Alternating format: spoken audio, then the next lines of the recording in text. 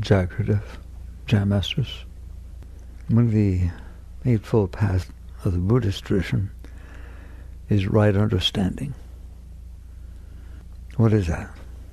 Well, obviously it has many, many layers. The real depth of right understanding means that though you may not be there, you have a right understanding of the teachings.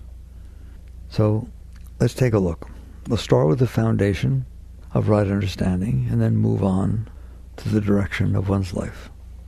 It is not difficult to understand, everyone can understand, that if they feel joy, love, happiness, inspiration, passion, it is an inner experience. It's not out there in the world. It's something going on inside yourself. You feel love. You feel joy. You feel happy. It's an inner experience. Believe it or not, that is the foundation of right understanding. Right understanding is not about rules, philosophies, things you're supposed to be doing or not supposed to be doing. It's about, let's pay attention to the truth. The truth is, these experiences that are very beautiful are inner experiences. Okay? Now what? From that foundation, you start looking to see, why do I feel that sometimes, and why do I not feel it at other times? There are also not so nice experiences inside. It's not just these nice experiences that go on inside sometimes. There's depression, there's pain, there's anxiety, there's tension, there's worry, there's lack of self-confidence, and there's all kinds of things that can go on in there, isn't it? Right understanding is right there. It is your experience in life that is going on inside of you that is driving all of your behavior. If you were always okay, you would behave very different than if you're always not okay. Your behavior is driven by your inner state. If you're filled with love, then you don't need love. You have love. If you're lacking love and you don't feel it, and you haven't felt it for long, then you feel need.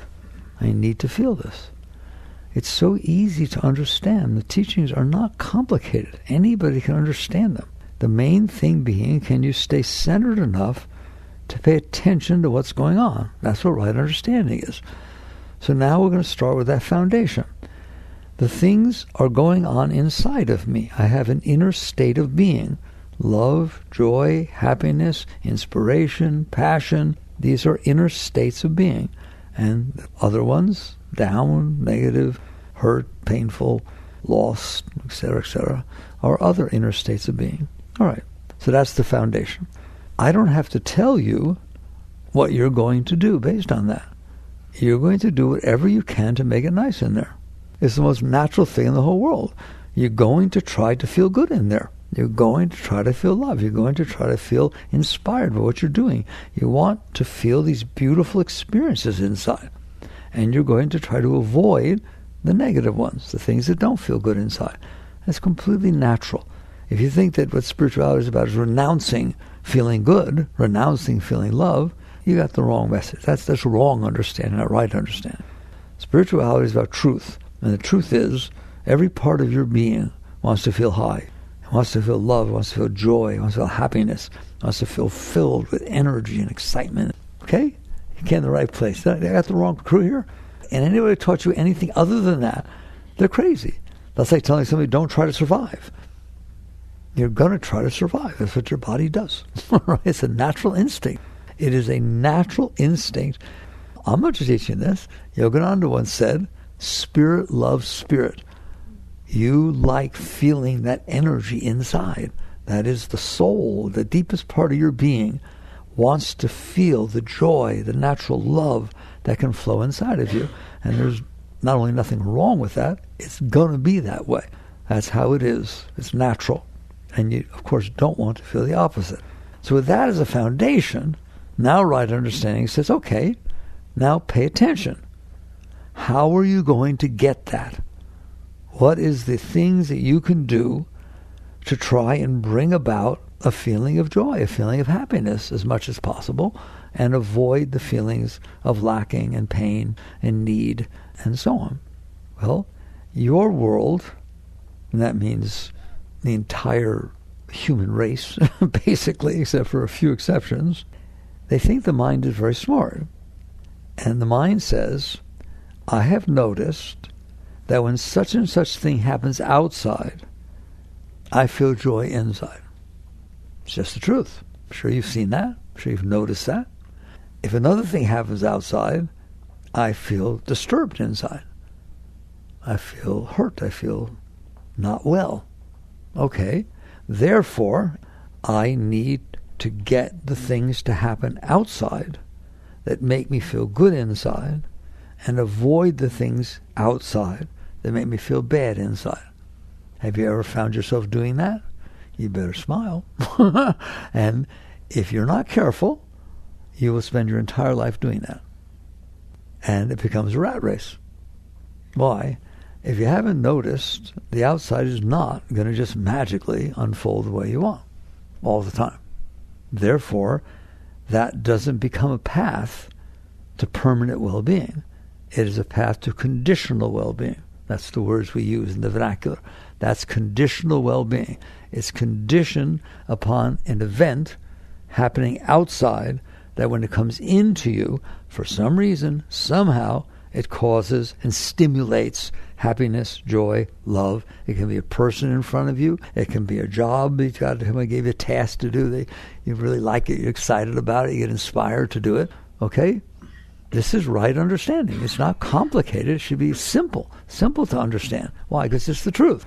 And other things happen outside. There are people that disturb you. Just to be in their presence, you get all upset inside. So now you have to try to manipulate the world so that it be's the way that turns you on and doesn't be the way that turns you off. And that is a full-time job, isn't it? You have to constantly be manipulating people, manipulating situations. First you have to decide, what is it that will make me feel good? And so you go to your memory bank to figure out what's happened before that made you feel good, and what happened before made you feel bad. And I'm telling you, that's where you get your preferences.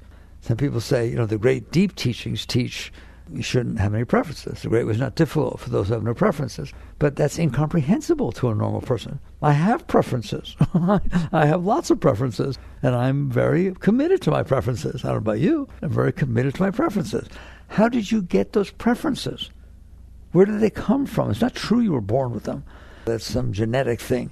It says basically you have preferences. What are preferences?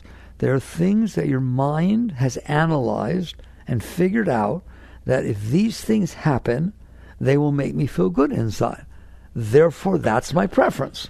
And it has looked at it and is now saying, if those things happen, it will make me disturbed inside. So that's not my preference. That's where you got your preferences. You analyzed your past experiences. That's the data you have in there. Your mind's not stupid. I'm not stupid. I know what made me feel good, and I know what made me feel bad. And I have this preference to feel good, which translates to I have a preference that happens. And so now you're filled with these preferences. You're filled with what you like. What do you want for dinner? Preferences. Who do you want to date? Preferences. Do you want to get married or not? Preferences. Do you want to get divorced or not? Preferences. It doesn't matter. Just pick whatever you want. What kind of person do you like? Go online. Go on. You get a little checklist. I think it's adorable. What are your preferences? Right? We would just spontaneously meet somebody. That's ridiculous. Why would I do that? When I can sit there and tell you what my preferences are, and you can tell me whose preferences match my preferences, because what it's all about is preferences. And why is it all about preferences? Because I'm not stupid. I have figured out, based on what happened to me before, that if I get my preferences, I feel love, feel joy, feel happiness, feel inspiration. And if I don't get my preferences, I feel lost and depressed and rejected. And if I get what I don't preference, then I get really upset. All right? Perfectly logical. That's the problem. That is the problem. Have you noticed that when people stand at the marriage altar, that if somebody asks them at that time, how long do you think this will last? They make vows that say it will be forever. All right? In time, 50% of all marriages in the United States of America end up in divorce. If I specifically asked them, what is the probability that you two lovebirds, what is the probability that in X number of years you're suing each other and trying to get everything from each other, and you hate each other, and you can't even stand to see each other for the next 30 years? What's the probability? 0. You checked out your preferences. They were a perfect match. The computer did it. All right? Okay. In other words, this game of not being okay, having noticed what makes you feel better and what makes you feel worse, and then trying to get it, is really not a computer-based game. I used to program. I know this, right? It's just that, sure, you can match those things. But did you really match anything? What you matched was what each person's mind thought their past experiences told them would make them happy. Where else do you get your preferences? Psychology teaches that. B.F. Skinner said something which I don't completely agree with. We'll qualify that in a moment. But in truth, he's right. He says, man is the sum of his learned experiences. He has just told you that your preferences are based on your past experiences. That's a true statement, isn't it? Where else would you get them from? You saw a movie, you read a book, you met somebody, you dated somebody in 5th grade. That was the best relationship you ever had, and whatever. And so you just develop these preferences. Somebody said something to hurt you, and they happen to have blonde hair that was curly. Well, you stay away from those kind of people.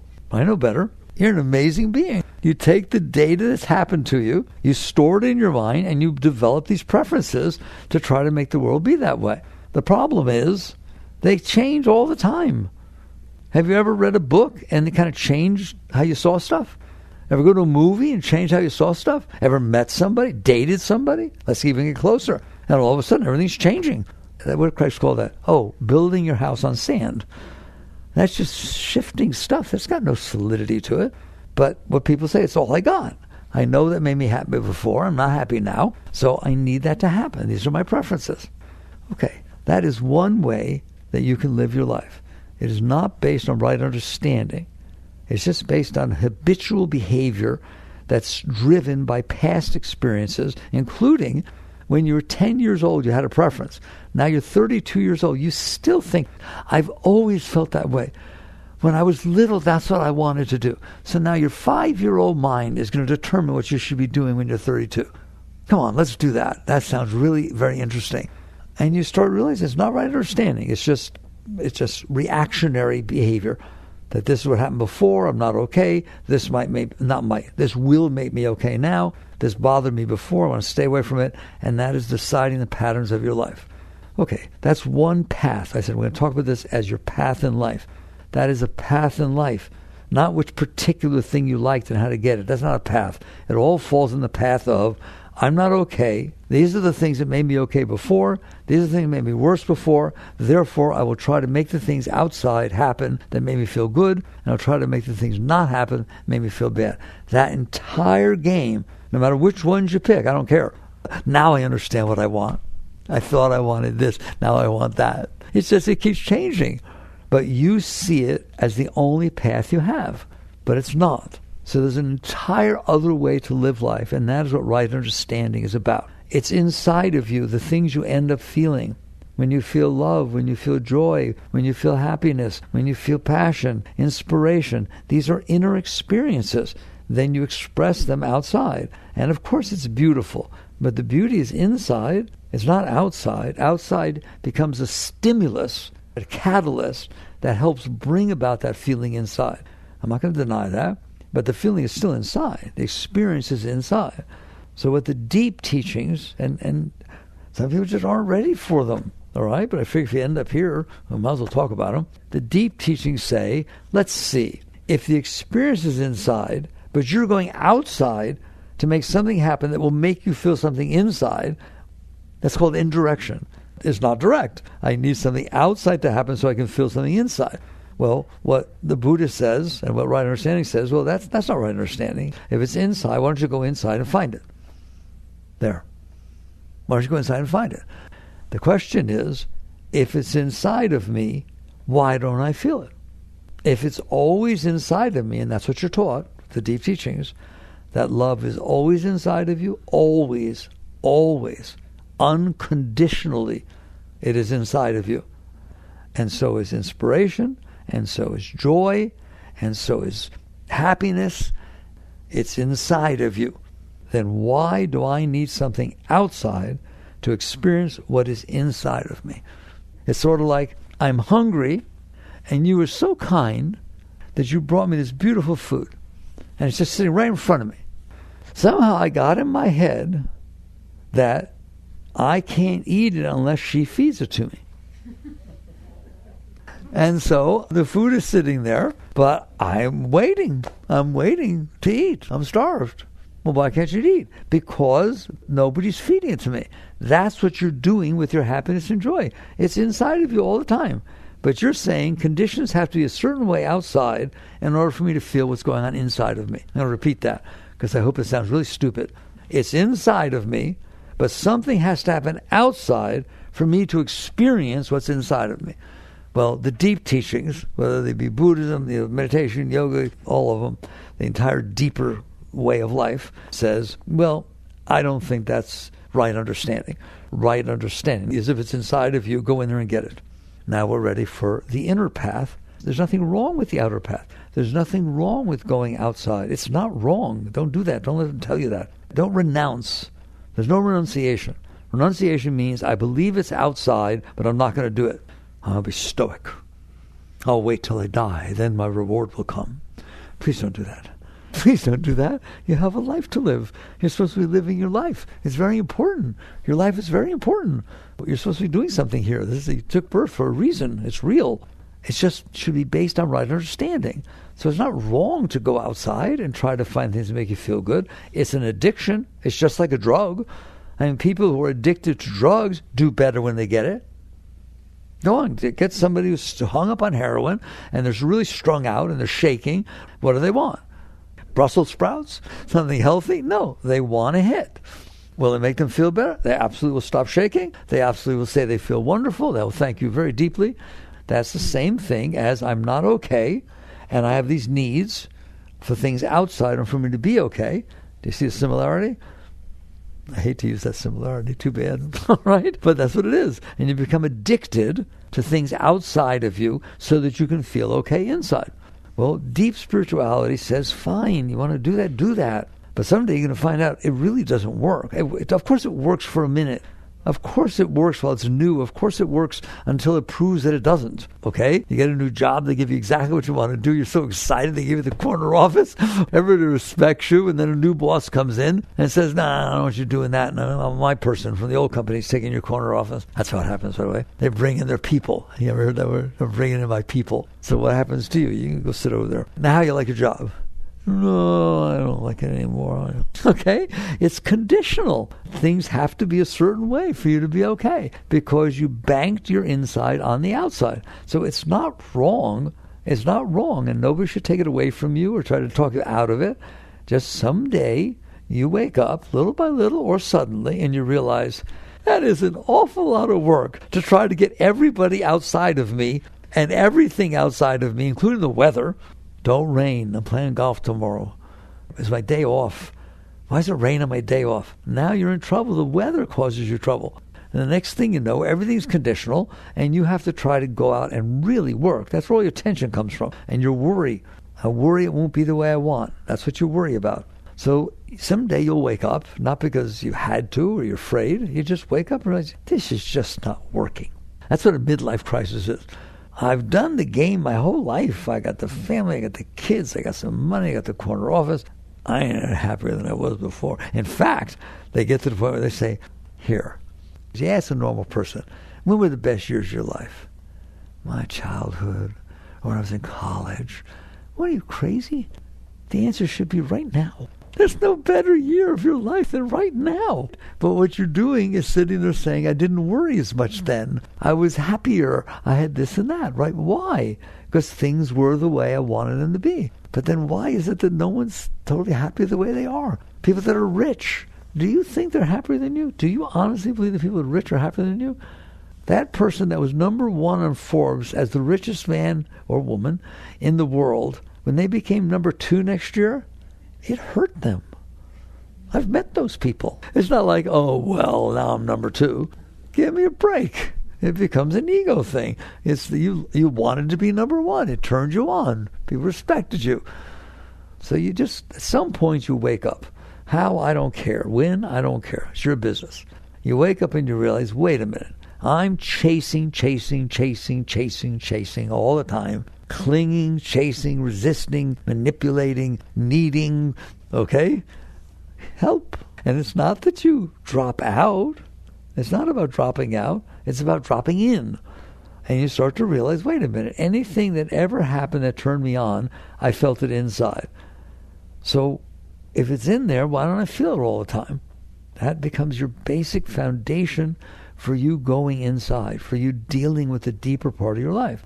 So if you look at it carefully, which I want you to do, I don't want you to listen to me, I want you to see it inside yourself. You're in there. It's a book. You can read it.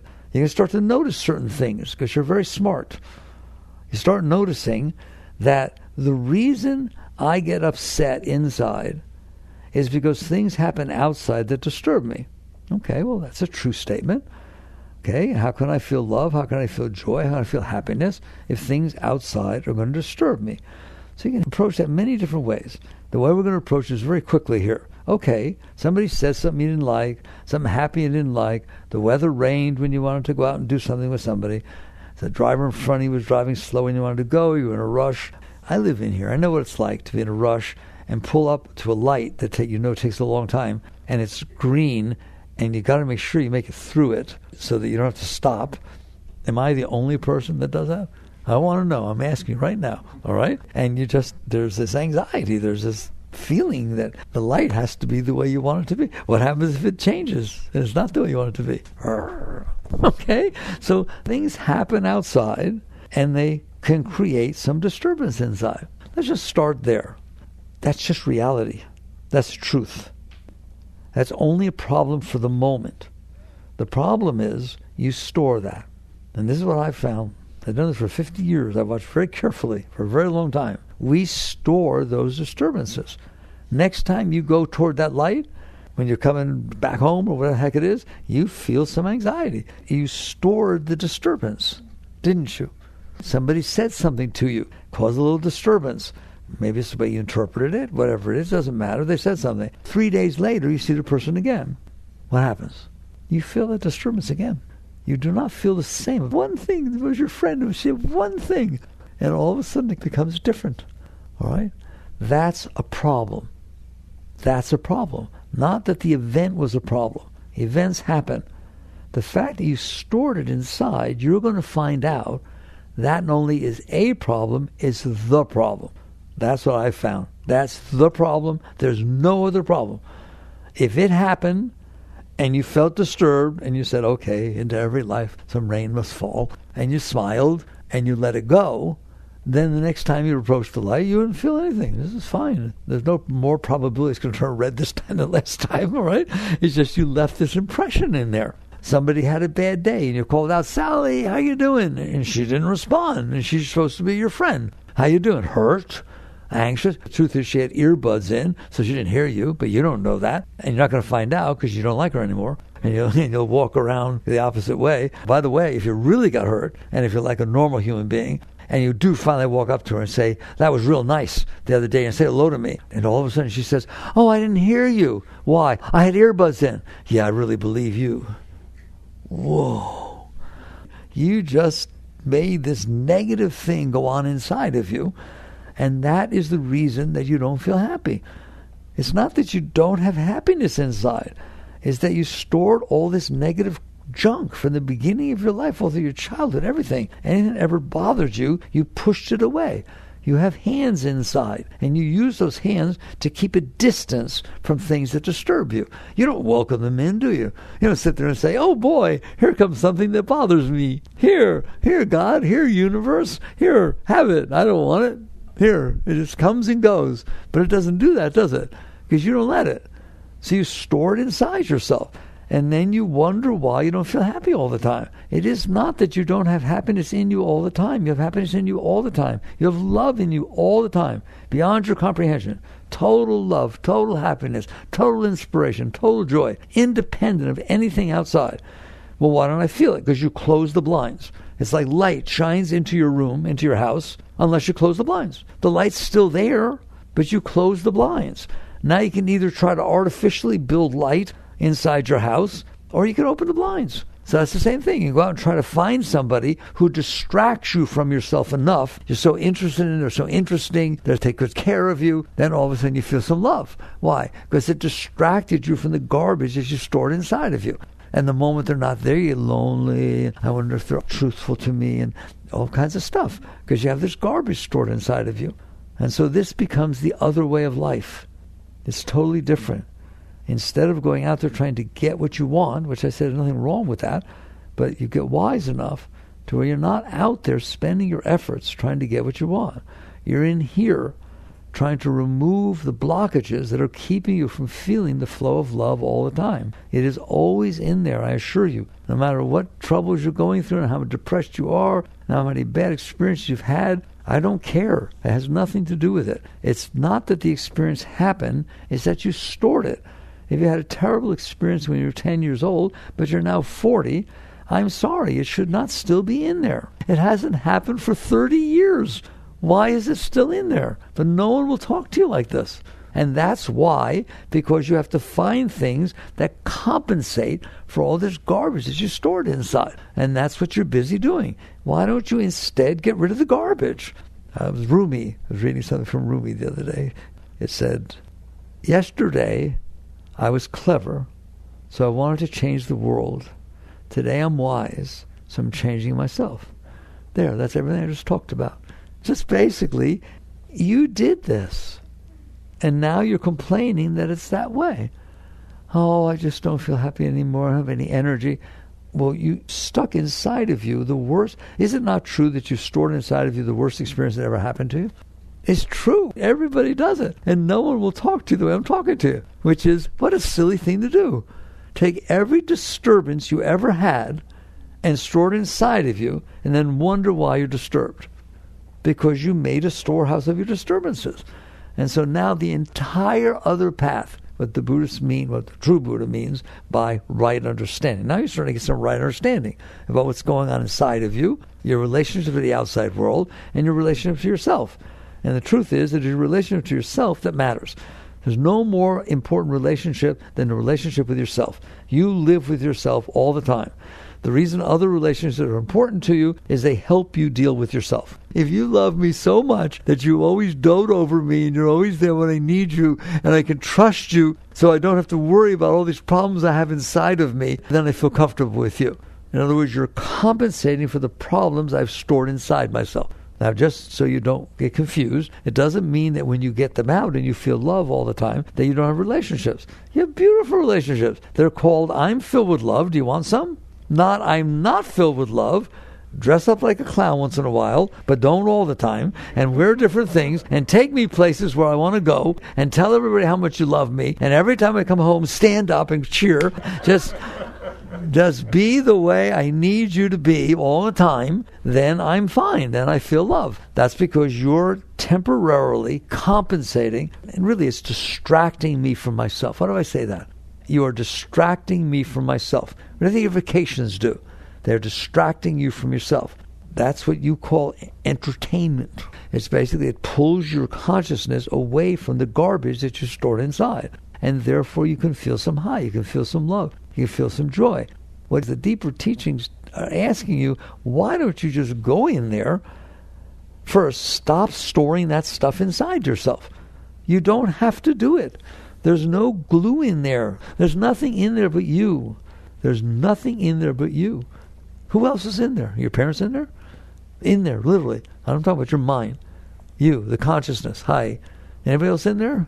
No. You're the only one in there. You are the only one that's ever been in there, and you are the only one that will ever be in there. This is your abode. Well, if it's my abode, I want it to be nice. I don't know about you. I don't want to leave garbage all over the place. I want to come home and have it be really nice. But you left garbage all over the place. Which garbage? Every single thing that ever bothered you, you kept inside of you. You just kept suppressing it and resisting it and holding it inside. And then you expect it to be nice in there. It will not be nice in there. There's some right understanding. So what's the answer? It's not philosophical. The answer is simple. Stop it. Stop storing every single thing that ever bothered you inside of you and then expect to not be bothered.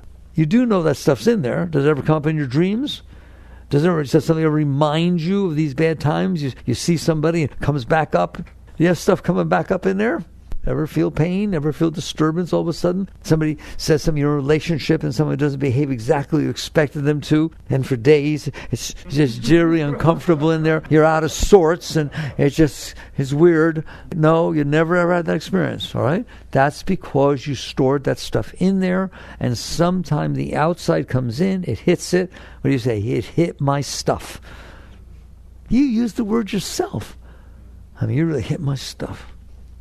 Okay, is that bad that somebody hit it, or is it bad that you have it? That's the difference. Try to behave, make everybody behave so they don't, wow, that's neat.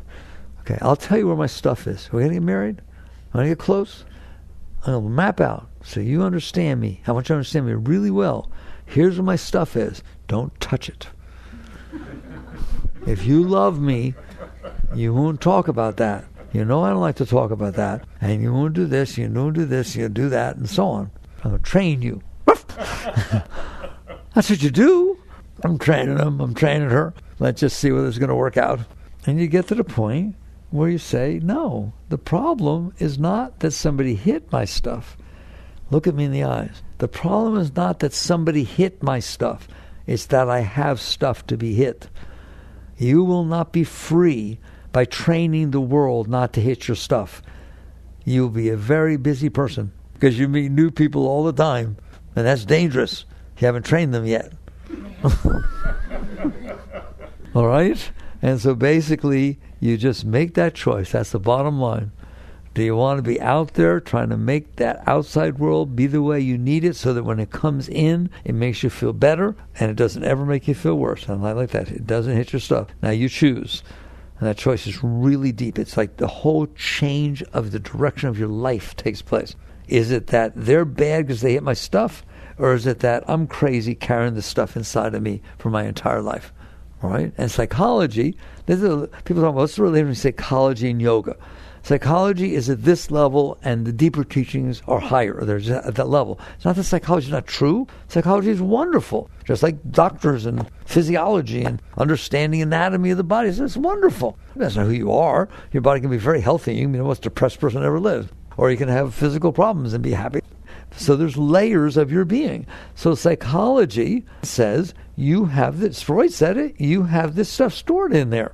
I love Freud. It's wonderful. Didn't you say that? And that the father of psychology? Look, that's why they're behaving the way they are. Because their mother, and it's always Freud, the mother, right? Because their mother did this, and their mother did this, their mother didn't do this. And you have all that stuff stored in there from your childhood. So why he didn't sit there and say, why is it in there? It's true, it's stored, but do you need it to be in there? That's it. You have to decide inside, do I want to store this stuff inside of me? And eventually you will find out, I'll go very quickly here, I'll skip some steps, you'll find out that the reason you don't feel love and joy all the time, unconditionally, is you have this stuff inside of you. Even if people are not hitting your stuff, you're afraid they will. You have anxiety. You're in class, and they all of a sudden spot call you up to give a talk. Extemporaneous. All right? That extemporaneous to some people is like execute me. All right? I got the words mixed up. All right? Just come up here to the class, the lecture hall, 300 people of your peers, and then answer this question. I know you don't know the answer. Just I want to hear what you're going to say. Just say something. What is that? What is that? It's basically you got this stuff in here that's scared to death that people won't like you, that you'll be rejected, and if somebody grew up and never got rejected and never had the experience of rejection, and they just stand up there and play. Blah, blah, blah, blah, blah. They laugh. Really, it can be like that. But you've had plenty of experience of rejection. You have plenty of feelings that you failed, you didn't do well, and nobody likes you anymore, and this and that, right? Now you go to stand up there. Every one of those things come back up. You're scared to death. You're lucky if you can talk. You're relating to me? All right. So you finally catch on. It is this stuff that you have stored in here that is the problem. The world is not the problem. It is the fact that the world hits your stuff. That is either the world's problem or your problem for having the stuff inside of you. And that's what makes the difference. And so now, did anybody ever tell you that you don't have to have that stuff inside of you? Because I'd be very proud to be the first person to tell you. I don't care what it is. I don't care where it happened. And when it happened, I don't care how long it happened. I don't care if it was mommy or daddy or first boyfriend or first ex-husband or wife. I don't care.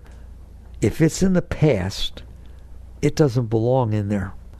Yeah, you don't understand. I do understand. You just want to tell me so that you think I'm going to have, I'm different. You don't understand how bad my mother was. You don't understand how bad it was when my father died. I was so close to him. I loved him to pieces. And when did he die? 35 years ago. That stuff does not have to be in there. That's the bottom line. There. That's right understanding. That's deep in it. That stuff does not belong in there. Well, why is it in there? Because you are holding it in there. No, I'm not. Yes, you are. I'll prove it to you. If something hits your stuff and it starts to come up, what do? You push it back down. That's what you do. I need to hold myself together. In other words, I need to push it back down. I need to give myself the space. Okay. I'm going to make a statement to you again. It is that stuff in there that is stealing your happiness from you. Is that stuff in there is why you don't feel love, absolute, unconditional, total well-being at all times. That is your natural state. And the reason the stuff's in there is because you're holding it in there. Now that's a really nice thing to learn. There's some right understanding. In other words, teacher, does that mean it's under my control? I'm empowered 100%. You are the only one in there. It is your will that pushed it down there. It is your will that's keeping it down there. Therefore, it is you and your will alone that has determined the state of your inner being. And since your whole life is about the state of your inner being, no, it's about getting a house because you thought it would make you feel better. No, it's about getting a new husband because you thought it would make you feel better. No, it's because having another child. In other words, you're not okay. And there's only one reason you're not okay. I hope I'm getting it through. Because you stored the stuff in there and stuff hits what you stored. It was stored with pain. It's coming back with pain. What did you store? You stored all your disturbances. So what is the right understanding way to have a beautiful life? Get rid of that stuff. It's that simple. And now that becomes how? How about that? Like, it sounds so easy. If I'm holding it in there, okay, well, I just won't do it anymore. Okay, come back and tell me how you did. That's exactly the same as a drug addict. It's like a drug addict saying, oh, I see. This is ruining my life. I'm losing my family. Oh, my money has gone away. I'm in really bad shape. Okay, I'm not going to do the drug anymore. Okay, come back and let's see how you did. I wish. Why? It's not that easy. You had trouble with it when it happened. That's why you pushed it away. You weren't comfortable with it. Therefore, when it tries to come back up to release, you're going to be uncomfortable again. If it didn't bother you to start with, it wouldn't be in there. There's lots of stuff that happens in your life doesn't get stored in there. The white lines on the road, the trees you drive by, the clouds that pass by. I would venture to say, I've done this before in my lectures, that 99.999999% of everything you experience in your entire life made it right through. You're almost enlightened. What a high being. It's a true statement. Almost everything goes right through. It's beautiful. It just comes through. You have an experience. It's wonderful. But then there's some things that are difficult for you to handle, and so you store them. Just saying that makes me laugh. This is something that made me sick, so I'm taking it home to taste it every morning to remind me how sick I got. Do you do that? Then why? This is the thing that disturbed me the most. I'm going to keep it. I'll make a collection. You made a collection of things that disturbed you. That's why you're disturbed. So then the whole question becomes what's called the spiritual path.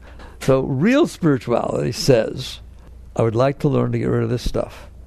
Can anybody help? And the answer is all deep spiritual teachings are trying to give you tools and techniques to help.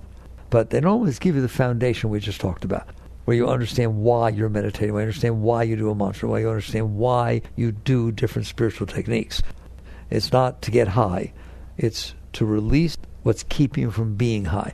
That's what I was talking the other day on a call, and I remember the example I used to use, which is those beautiful hot air balloons. Remember what they look like? All the colorful, beautiful hot air balloons. Right, where do they start? They start having these ropes. You know what they call the ropes? Tethers. They tether the gondolas down to the ground with ropes. There's spikes in the ground tied to the gondola, and they're tethered down. If you want to go up, you are welcome. I'll hire you to do it. I'll give you good money. Go in there and put more hot air. It needs more hot air to go up. Not going up, are you? All you have to do is cut the tethers. You release the tethers, those balloons are going up. That's you. If you want to, you can keep thinking I'll do these intense techniques and things to try and get high while I'm still tethered. but maybe I can temporarily do something to get me high, or I can spend all that effort to cut the tethers and let it go up naturally by itself. That is the real spiritual path. It's called the path of purification. We don't think of it as purification, but that's a spiritual word, but that's what you're purifying, the junk you stored inside yourself. And so then the question becomes, how do you do that? Well, I spent a lot of time, 3 years, writing the new book, right? And there was an attempt to finally get that across, how straightforward, not easy, but straightforward it is to take on the real task in life, which is I need to get this stuff out of here so that I can be happy all the time, feel love all the time. And that's what's going to happen.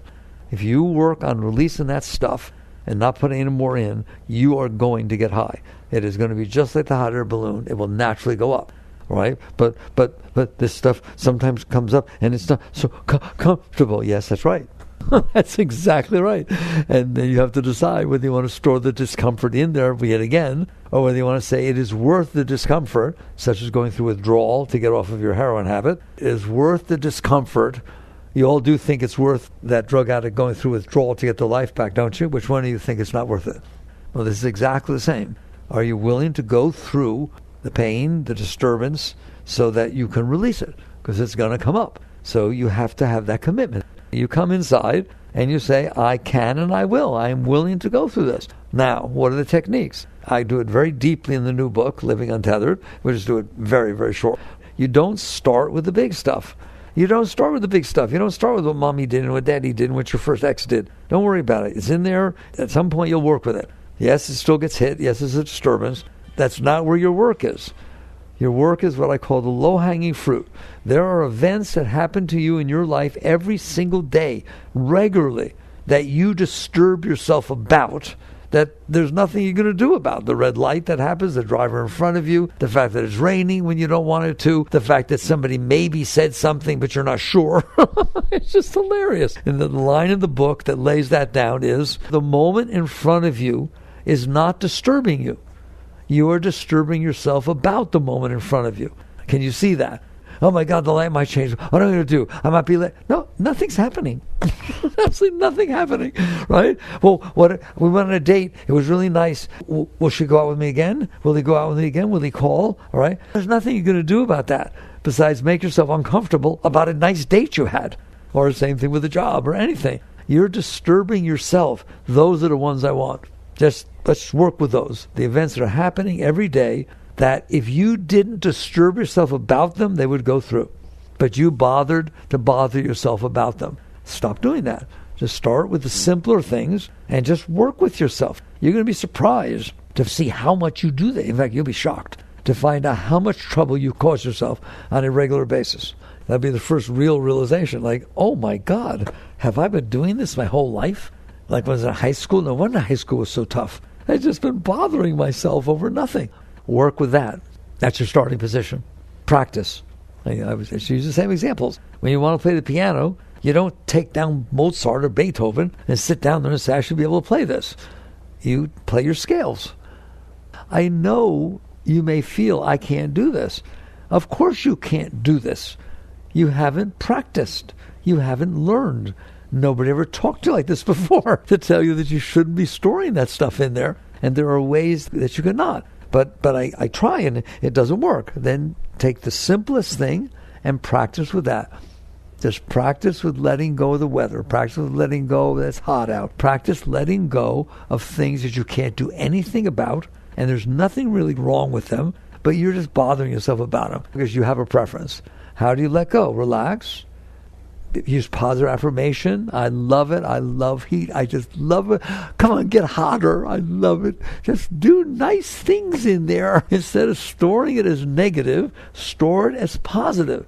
If you take something as negative, you're not going to let it go. Learn to work with it. Learn to neutralize it. Somebody doesn't say hello. Instead of saying, oh, she doesn't like me. What's happening? Just let her say she didn't hear me. You don't know what it was anyways, so you might as well say she didn't hear me. I'm lying to myself if I do that. No, you're lying to yourself when you say she doesn't like you. Someone must have told her something bad about me. Who do you think did it? Probably was Sally. She probably told her that thing I told her never to tell. What are you doing? You're making a complete mess inside your head. So all you have to do is pay attention and say, I'm not going to do that anymore. I'm not going to do that anymore. If I don't know what happened, I'm going to say it was okay.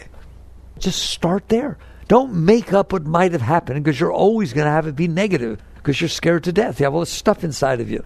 Instead, if you don't know what happened, say something nice to yourself. Oh, you know what happened? She loved me so much that she couldn't bear to turn around and see me again because she missed me so much. Just clean up in there. Have fun. Make it a video game.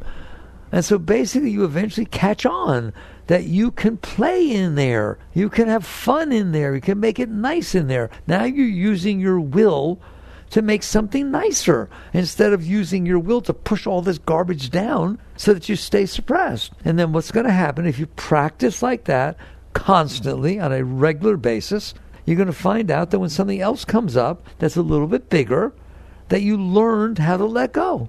That's what you're learning, how to release things instead of store them. And the next thing comes up and it won't bother you as much. And the next thing, and eventually you're going to start feeling high. Why? Because you took the cork away, the cork that was stuck on top of the river of happiness that's inside of you. I swear to God. To me, they write me all the time. God, I started doing this. It really works. I'm happier than I used to be. And then they'll write back, but this thing that came up now, it's bigger. That's right, it sure is. All right? And if you will practice regularly, you won't even notice that it's bigger. If you do your scales and you're really good at them, the next thing you know, things that used to be difficult for you are not difficult. That's what's going to happen. So this is called learning. You can learn great things. And this is right understanding. Now you've gone through layers of right understanding. If you want to be happy, if you want to feel joy, if you want to feel love unconditionally, that never stops, that's totally within you, then you can share it for sure. Get rid of the garbage that you keep storing inside yourself. Then you can share that beauty to everyone. You can go to work and be inspired and love doing your work. You can have a relationship and love sharing the love and so on. So that's basically my gig on right understanding. It's deeper, isn't it? It's deeper than the way people live. Why? Because we're not taught. You went to school. You went through college. Most of you went through no one ever taught you this.